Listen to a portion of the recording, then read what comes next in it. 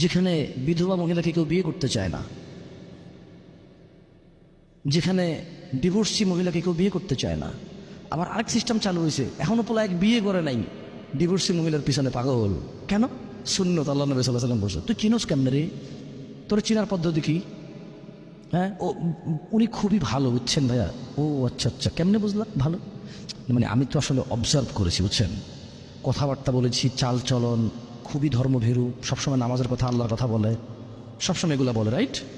দেখছেন, মানে ও ধর্মভীরু কিন্তু বেডির সাথে কথা কয়। আরে তোমার যদি বিধবা মহিলার ইচ্ছা করে বিয়ে করতে, ঘটককে বলো, কারা বিয়ের মিডিয়া আছে ওদেরকে বলো, তোমার বাপকে বলো যে আব্বা আমি বিয়ে করব, তবে আমি একজন ডিভোর্সি মেয়ে বিয়ে করব। আব্বা আমি বিয়ে করব, আমি একজন বিধবা মেয়ে বিয়ে করব। যদি কোনো বোন বিয়ে বসতে চায়, সে বলবে যে আব্বা আমি বিয়ে বসবো, তবে আমি কুমার ছেলের কাছে বসবো না। এমন একজন পুরুষ যার বউ আছে এবং তাদের খুব ভালো সুখের সংসার, যে পুরুষ তার বউয়ের প্রতি নির্যাতন করে না, আপনি এরকম একজন দেখেন। মানে যদি তোমার এত শখই জাগে বিবাহিত বেটার সাথে বিয়ে বসতে, তোমার যদি এত শখই জাগে ডিভোর্সি আর বিধবা মহিলার সাথে বিয়ে বসতে, তখন তুমি ওই পদ্ধতি অবলম্বন করতে পারো।